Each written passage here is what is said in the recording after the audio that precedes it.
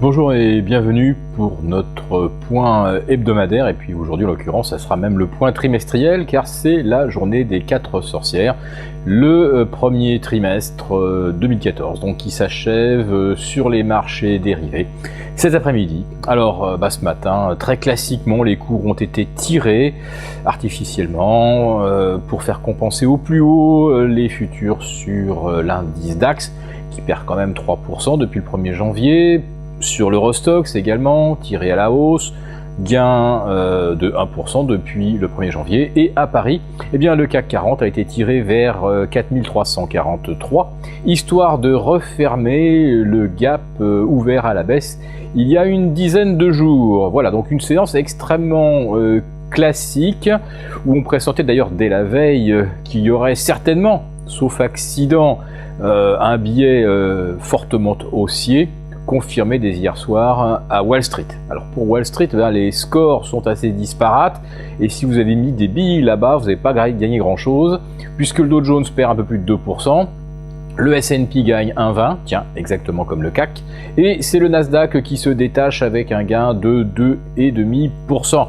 Gain annulé évidemment par le repli du dollar sous les 1,39 hier. Aujourd'hui on remonte au-delà des 1,38, mais bon, malgré tout ça ne gagne toujours pas, et si vous aviez investi sur l'Eurostoxx ou le CAC 40, eh ben ça ne paye pas les frais, 1% de gain, et on les obtient donc au cours de la dernière heure de la séance de jeudi et de la première heure de cette séance de vendredi. Manifestement, donc là, c'est certainement une hausse assez fragile. Le rebond du CAC 40 au-delà des 4300, je l'anticipais dès mercredi. Je voyais même une possibilité d'aller chercher 4310. Ensuite, eh bien, refermer le gap des 4340. Comme on dit, c'était un peu la cerise sur le gâteau. Dans l'actualité du jour, eh bien, il n'y aura pas une pléthore de statistiques pour inspirer les marchés.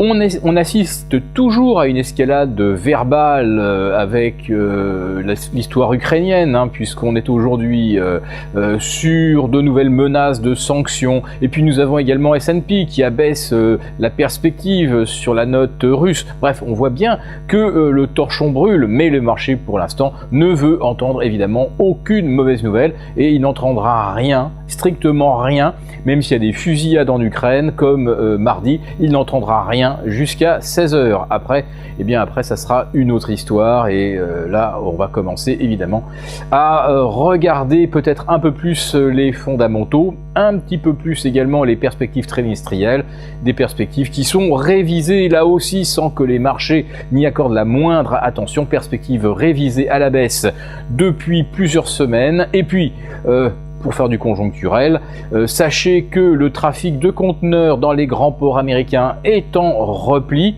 mais à part ça, évidemment, on est dans un contexte de croissance forte aux États-Unis. C'est juste qu'il n'y a plus grand-chose ni à l'import ni à l'export, mais bon, voilà, certainement que c'est en jouant au Scrabble ou au Monopoly entre eux que les Américains vont s'enrichir et augmenter le PIB. Très bon week-end et à lundi.